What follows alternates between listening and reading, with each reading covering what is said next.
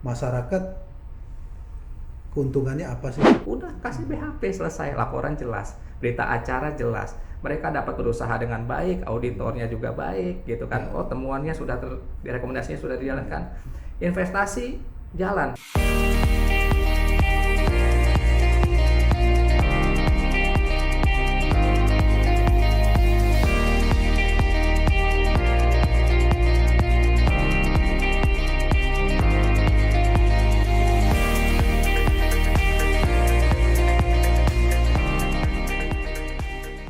Om Oris. Nah, Sore, Pak. Sore. Selamat sore. sehat. Sehat, Om. Baik-baik saja kita. Sekarang di Sekretaris BHP Jakarta ya. Masih di Sekretaris BHP Jakarta, Pak. Banyak Masih di pekerjaan Cawan. ya. Masih banyak tugas-tugas yang belum selesai.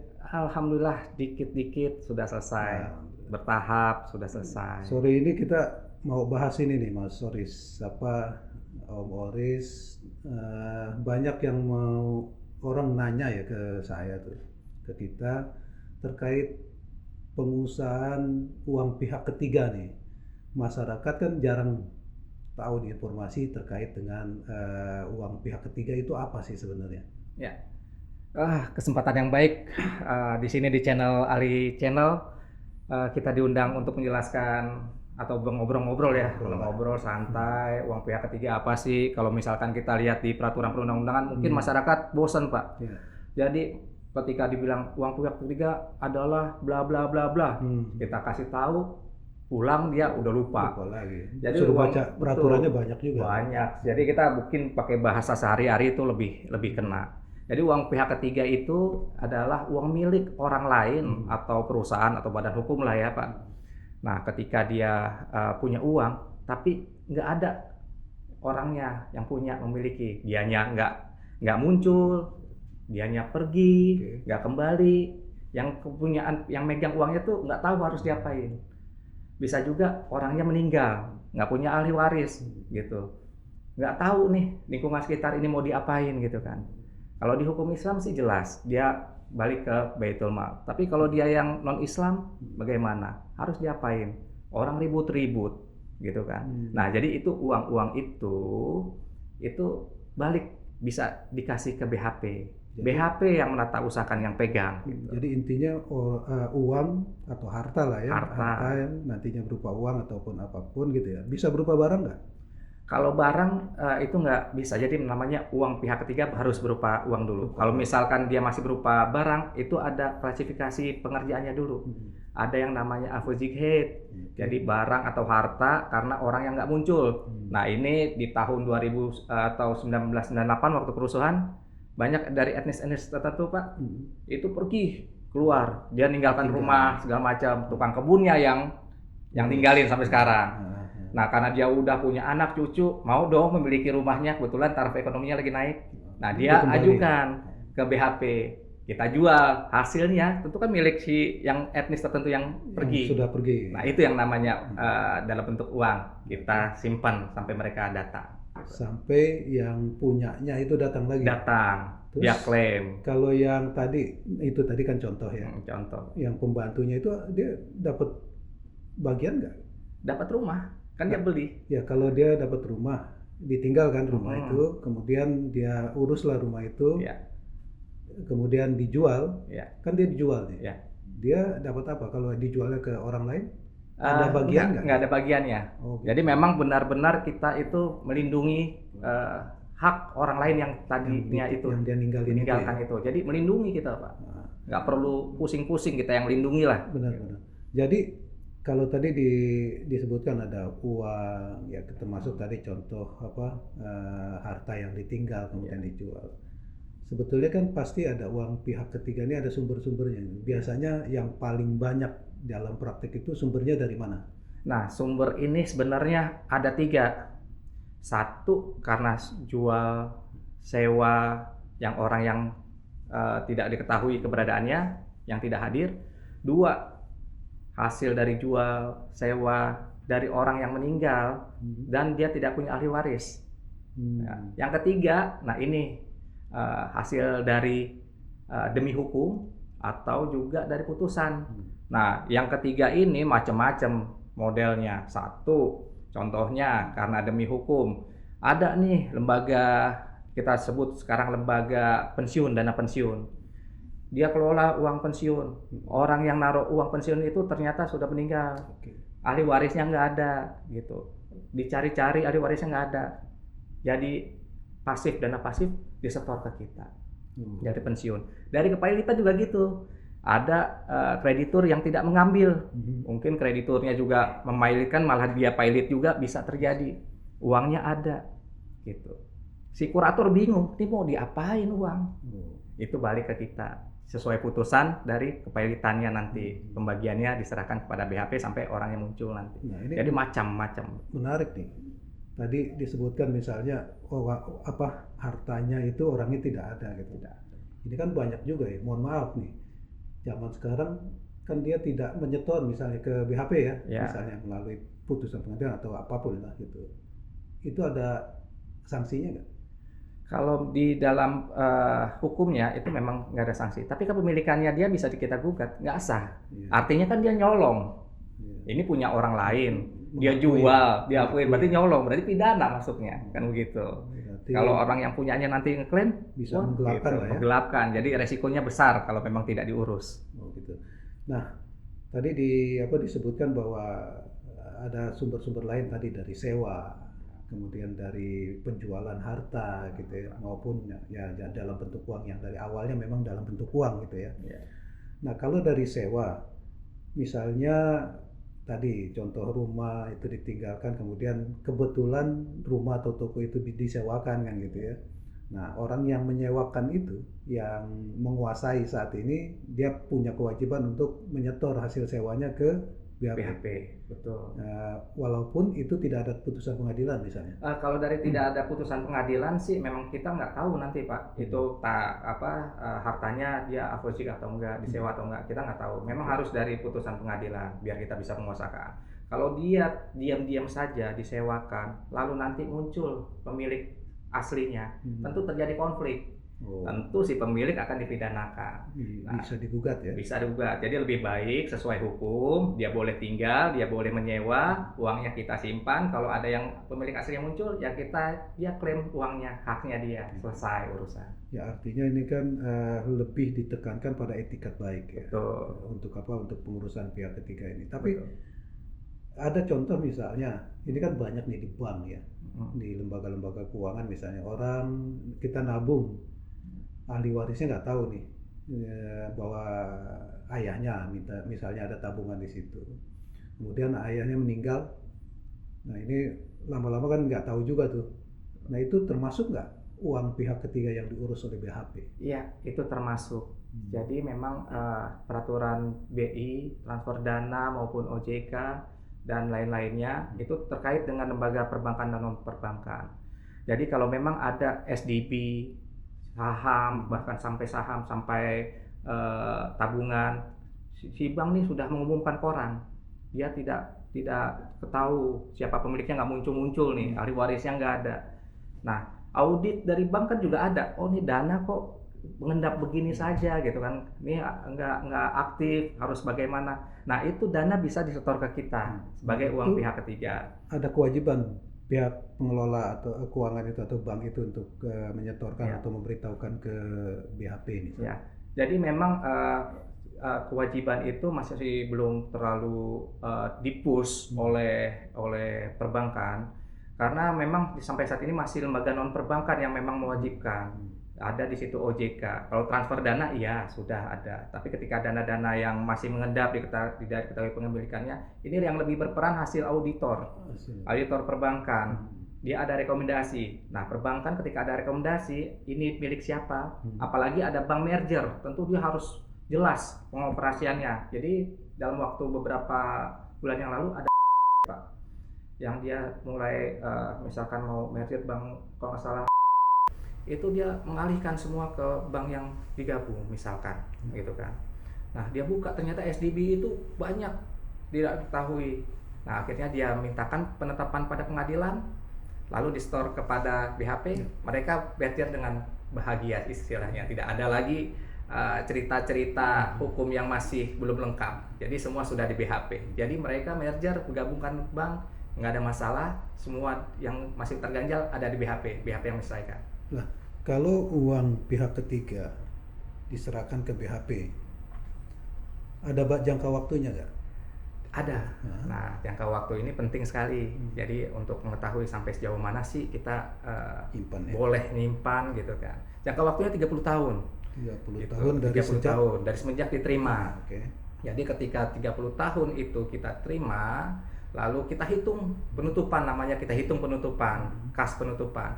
Di situ ada giro, biliet giro. Jadi yang sudah disimpan oleh kita, dia dapat menambah, bukan berkurang dananya. Oh, jadi dari bunganya ya? Dari bunganya biliet giro itu. Lalu kita mintakan penetapan pada pengadilan, lalu kita store ke kas negara. Gitu. Setelah 30 Setelah tahun? 30 tahun. Setelah 30 tahun, maka uangnya itu disetorkan kepada Kas negara. Nah, kalau ada peristiwa setelah 30 tahun orangnya baru datang, Ya. itu ada aturannya juga? Jadi memang 30 tahun itu perkiraan ketika orang itu sudah memang dinyatakan tidak muncul lagi. Jadi ketika 30 tahun ya sudah selesai dia masa klaimnya dia, karena memang di peraturan diperbolehkan dikasih ruang waktu itu dari 0 sampai 30 tahun untuk mengklaim. Lebihnya itu ya urusannya ke negara. Ketika urusan negara tentu bukan ngeklaimnya ke BHP lagi. Dia harus benar-benar membuktikan bahwa dia mempunyai hak di luar 30 tahun itu. Kemana? Pengadilan negeri. Karena haknya dia misalkan, oh ini seharusnya saya masih bisa di atas 30 tahun. Misalkan negara memasung sampai 30 tahun, misalkan seperti itu. Tetap masih ada mekanisme-mekanisme yang bisa dilakukan. Kembali kepada putusan pengadilan. Betul. Dia bisa mengajukan gugatan lah. Betul. Intinya Jadi seperti intinya itu di luar kewenangan BHP lagi. Biarkan pengadilan nanti yang memerintahkan. Nah, mungkin nih masyarakat tertarik nih, Mas Oris, terkait dengan mekanisme pengurusannya di internal BHP nih. Ya. Ketika orang sudah menyetor, Ya. apa yang dilakukan BHP sampai 30 tahun kalau tidak ada yang klaim, Ya. ya kan gitu. Bagaimana Nah, itu? jadi ini yang perlu kita kasih informasi biar masyarakat tahu nih. BHP itu ternyata memang sangat akuntabel dalam menyimpan. Jadi pertama kali ada itu kita catatkan. Kita catatkan penerimaan dari siapa. Lalu kita ke rekening BHP, ke rekening khusus penyimpanan. Setelah rekening penyimpanan itu ada, lalu kita buat penutupan, gitu, penutupan rekening. Nah, kalau penutupan rekening sudah 30 tahun, kita mintakan penetapan pengadilan, gitu. Nah, setelah penetapan pengadilan keluar, kita setor ke kas negara. Di antara itu, kalau ada klaim, ya kita urus klaimnya, gitu. Mereka datang, apakah benar dia yang punya duit? Apakah benar dia si ahli waris yang punya harta tersebut? Apakah benar dia orang yang mendapatkan wasiat untuk hak tersebut? Itu ada beberapa modelnya. Nah, setelah itu selesai, lalu kalau tidak ada klaim ya kita setor ke kas negara. Gitu, ke kas negara setor, ya udah kita bikin pelaporan penutupan. Jadi semua jelas, semua akuntabel, semua bisa diperiksa karena kita tiap tahun kan selalu diaudit. Jadi masyarakat nggak perlu takut, bank-bank nggak perlu takut, lembaga-lembaga keuangan non perbankan nggak boleh takut karena kita akuntabel. Ini tertarik. Masyarakat bisa tahu nggak? Misalnya di sana ada daftar lah, list uang pihak ketiga yang dikelola itu, apakah itu dipublish atau enggak? Ya, jadi untuk pertama kali ketika uang itu akan beralih, itu dilakukan pengumuman lewat koran nasional dan lokal. Biayanya dari mana? Itu dari si pemohon. Okay. Gitu. Kalau bank misalkan gitu, dia melakukan langkah-langkah. Nah, ketika akan disetor ke kas negara, BHP gantian yang mengumumkan, masyarakat, lihat nih ada pengumuman, ini ada uang si A, si B, si C, sejumlah segini. Tolong datang sebelum ini kita lakukan penyetoran kas negara. Itu yang sekarang sedang dilakukan. Ke depan kita lebih proaktif lagi untuk memberitahukan. Kita punya channel-channel, kita punya website, kita punya segala macam media sosial, itu lebih mudah dilakukan. Nah, itu sedang kita input datanya, selalu kita tampilkan di website. Jadi masyarakat bisa mengecek langsung. Artinya memang BHP ini hanya menjaga, kemudian berusaha untuk menemukan lah ya, dalam arti menjaga agar yang punyanya bisa mengambil lagi haknya apabila memang bisa dibuktikan kan gitu ya. Betul, transparan dan informatif lah istilahnya. Nah, ini Mas Oris nih karena praktisi nih langsung di BHP DKI khususnya gitu. Sebenarnya berapa banyak sih uang pihak ketiga itu yang dikelola misalnya itu? Banyak nggak sih selama ini? Selain kita tahu bahwa BHP tugasnya bukan itu aja ya. Nah, terkait dengan pengelolaan atau pengurusan uang pihak ketiga ini berapa biasanya yang sudah gitu, berapa banyak sih? Sampai saat ini sih total kebetulan berkurang, Pak. Karena di tahun ini kita menyetor sebesar 3 miliar ke kas negara yang sudah 30 tahun. 30 tahun. Jadi sekarang tinggal 64,5 miliar, 64,5 miliar totalnya yang masih 30 tahun. Minggu kemarin itu masuk sekitar 800 juta lebih karena ada uang pihak ketiga yang masuk dari ahli waris yang tidak diketahui keberadaannya gitu. Kalau itu BHP mengambil keuntungan nggak dari uang pihak ketiga yang dikelola? Jadi keuntungan dari BHP itu yang diambil hanya pahala. Jadi kalau orang-orang misalkan di bank gitu kan bisa memutarkan untuk menjadi modal, di BHP enggak, uang aman, malah bertambah dari bilet giro. Kita hanya dapat pahalanya aja. Nah, berarti sama berikut bunganya itu nanti jadi tetap menjadi haknya betul. Ahli waris kalau ada gitu, atau orang yang berhak memang atas harta itu gitu. Gitu. Jadi BHP sendiri untuk pengelolaannya tidak mengambil apapun gitu ya. Nggak mengambil apapun. Hanya dianggarkan oleh negara ya. Untuk dan gratis. Gratis ya. Gratis. Nah, selama ini kan itu di uang, baik itu dalam bentuk uang fisik gitu ya, maupun nantinya ditransfer atau apa gitu, itu disetorkan langsung ke gironya BHP. Kemudian itu dicatatkan langsung. Jadi memang masuk ke kas atau rekening ya, RPL kalau sebutannya, kalau kita memakai sekarang bank itu langsung tercatat. Jadi langsung ke sistem, itu langsung terlihat jelas. Jadi ketika kemarin 800 juta saya tinggal nelpon ke bendahara penerima, sudah masuk belum? Sudah. Berita acara kita tanda tangan. Prakteknya ada yang nipu-nipu nggak? Pura-pura ngaku ahli waris dan lain sebagainya. Ya, kalau sampai saat ini sih nggak ada yang ngaku-ngaku. Tapi yang sudah klaim di tahun ini ada 2. Gitu. Jadi ketika klaim ya kita tanyakan, benar nggak ahli warisnya, benar nggak pemiliknya. Jangan ngaku-ngaku ahli waris, ternyata ahli waris sesungguhnya adalah pacarnya. Itu pun juga udah diputusin misalnya. Jadi sangat jauh. Jadi kita selalu verifikasi data itu. Andaikan saya masyarakat mau tahu nih, misalnya mau coba-coba nih ngaku-ngaku gitu, ada sanksi nggak? Kalau sanksi sih memang nggak ada, cuma karena kan kita bukan pihak yang berkepentingan. Kalau memang itu kerugian ada di pihak yang pemilik aslinya, tentu sanksinya itu dia yang akan melaporkan. Jadi kita memang sifatnya pasif, mengamankan, kita verifikasi. Kalau memang dirasa itu mencurigakan ya kita tolak. Nah, tadi kan disebutkan nih sama Mas Oris bahwa orang ataupun badan hukum atau siapapun bisa menyetorkan ke BHP apabila dia menguasai uang pihak tiga yang memang tidak tahu siapa pemiliknya atau orangnya sudah tidak ada. Tentunya masyarakat ingin tahu, keandaikan saya punya uang pihak ketiga yang di bawah penguasaan saya, prosesnya atau prosedurnya bagaimana, Pak? Ya, jadi prosedur ini beda-beda sih ya. Jadi kalau memang itu hartanya dari penjualan sewa-sewa, itu memang BHP yang handle langsung. Tapi kalau misalkan itu diatur gitu kan, diatur oleh peraturan sendiri, seperti contoh dana perbankan atau dana pensiun, itu ada aturannya POJK.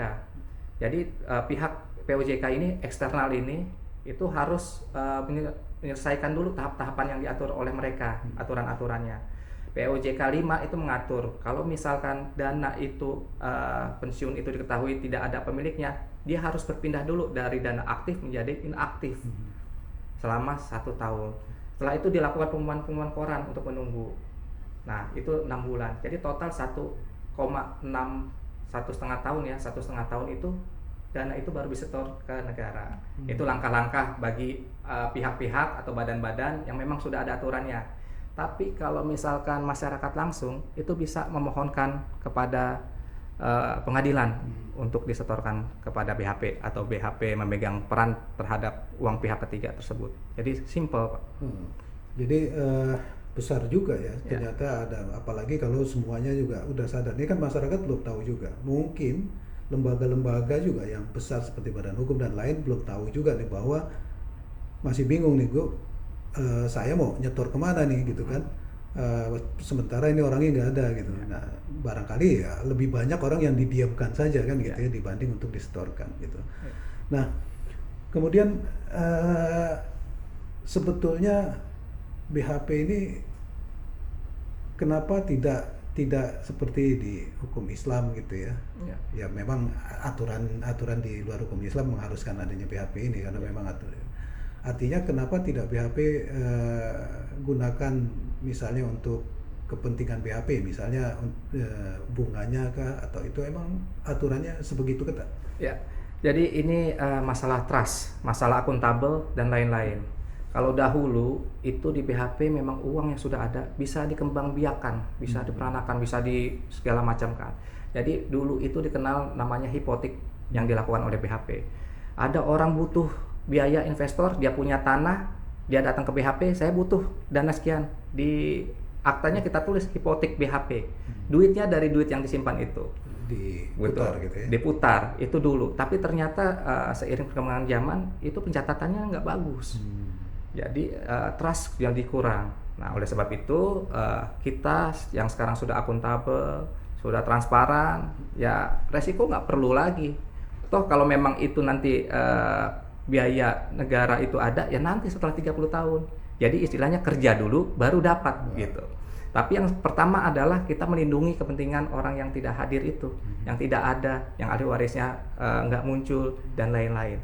Jadi masyarakat dalam menjalankan investasi, dia berusaha, dia menyimpan dana untuk keluarganya itu dalam posisi aman karena ada BHP yang melindunginya kalau ada sewaktu-waktu ada hal-hal tertentu yang tadi saya sampaikan terjadi. Gitu. Nah, tadi menarik ketika uang pihak ketiga tadi yang dikelola BHP bisa diklaim kembali oleh orangnya gitu. Nah, ini kan banyak nih orang yang sudah tidak ada misalnya gitu. Kita penegasan saja, siapa aja sih yang bisa mengklaim itu, Pak? Ya, jadi yang bisa mengklaim itu adalah satu, si pemiliknya asli atau badan hukumnya asli. Kedua itu ahli warisnya. Ketiga yang diwasiatkan. Keempat itu memang orang yang secara hukum ternyata ditunjuk oleh pengadilan.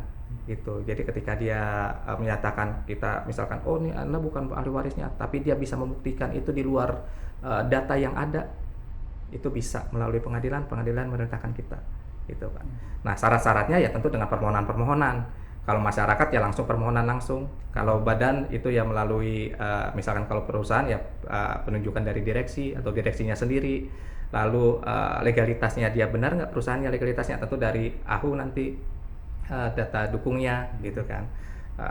Dan akta-akta terakhir, akta pendirian. Nah, itu aja, Pak. Dan bukti kalau itu memang hartanya dia. Udah sesimpel itu. Nah, untuk BHP itu menyerahkan kembali uang pihak ketiga itu, apakah BHP butuh juga putusan pengadilan?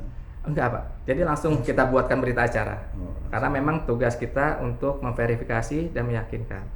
Jadi kita begitu yakin dengan data-data yang tadi, ya sudah tidak ada hak lagi untuk BHP untuk menahan. Jadi kita setorkan. Nah, andaikan ada kealpaan ataupun ada kesalahan nih, menyerahkan uang itu sudah di kemudian hari timbul ada orang lagi yang mengklaim bahwa mereka lah yang lebih berhak untuk uang pihak ketiga yang dititipkan BHP. Itu masih dibuka kemungkinan atau gimana? Jadi urusan untuk mentransfer klaim itu selesai ketika uang itu sudah permohonan ditindaklanjuti dengan transfer. Artinya sudah ada persetujuan dan keyakinan dari kita. Ketika ada pihak lain yang mengaku-ngaku, berarti kewajiban dari pihak lain itu untuk membuktikan bahwa dia adalah asli, ahli waris asli atau pemilik asli dari harta tersebut, dari uang tersebut. Cara membuktikannya gimana? Dipetunkan atau digugat gitu. Iya, dia yang membuktikan, kita tinggal patuh gitu. Ketika ternyata ada kealpaan dari kita, ya kita tinggal patuh, tinggal membayarkan, menarik lagi. Dan orang tersebut berarti bukan ahli waris yang sah, dia ngaku-ngaku. Bisa jadi betul, pidana lagi betul. Kan, gitu. Menarik sekali memang ini masyarakat ini kan menurut saya ya paling tidak belum banyak mengetahui terkait dengan informasi tentang uang pihak ketiga yang dikelola oleh negara nih. Dengan obrolan ini kita mudah-mudahan masyarakat lebih paham bahwa ada lembaga yang namanya BHP ini yang memang diberikan kewenangan ataupun tugas oleh negara untuk mengurus uang pihak ketiga gitu. Nah, masyarakat keuntungannya apa sih sebetulnya dari BHP mengurus gitu? Ya, jadi gini, memang sih orang tuh nih urusan uang orang disimpan-simpan, ya kan nggak ada urusan dengan yang lain. Itu salah besar ternyata. Contoh, misalkan orang cerai, Pak. Orang cerai punya harta gono gini. Hakim di dalam persidangan berantem. Ini harta saya, ini harta saya. Bapaknya bilang ini untuk anaknya, nggak untuk kamu segala macam. Oh, harta kamu ini. Nah, agar terlindung semua hartanya, memang kalau memang itu anak si anaknya masih kecil. Selagi perceraian itu belum fix berapa pembagiannya, serahkan saja kepada BHP, gitu. Oh, itu termasuk bisa ya? Minta putusannya ketika perceraian. Misalkan hartanya untuk si anak dititipkan kepada BHP sampai si anak itu sudah besar misalkan. Kalau dia nggak percaya sama istrinya atau suaminya untuk mengelola, misalkan seperti itu. Sebenarnya kalau di bawah umur itu ada wali, tapi kalau di awal belum terjadi kecocokan sehingga nanti waktunya ribut, ya itu diciptakan saja. Itu contoh yang pertama. Untuk lembaga perbankan misalkan, contoh saya akan challenge. Misalkan lembaga bank, di sini ini ada 108 bank umum, ada 1.500 BPR, ada 1.300 lembaga non perbankan. Mereka itu menyimpan harta, menyimpan uang dari para krediturnya atau nasabah-nasabahnya. Nasabahnya satu aja ada yang meninggal dari tiap-tiap 1.500 itu. Hartanya sekian juta, 10 juta misalkan. Ada berapa duit yang orang perbankan ini bingung tiap tahun kena selalu temuan audit. Oh, ini ada harta yang sudah jatuh tempo untuk pensiunnya tapi nggak diambil sama penerima manfaatnya. Orangnya bingung. Pemilik perusahaan dana pensiun bingung. Wah, saya mesti nyari kemana lagi? Udah kasih BHP selesai, laporan jelas, berita acara jelas. Mereka dapat berusaha dengan baik, auditornya juga baik, gitu kan. Oh, temuannya sudah rekomendasinya sudah dijalankan. Investasi jalan. Jadi nggak ada lagi ketakutan bagi masyarakat, bagi regulator, bagi dunia usaha untuk tertahannya suatu uang yang harus dikelirkan. Jadi kan kalau dunia usaha kan harus clear gitu Pak ya.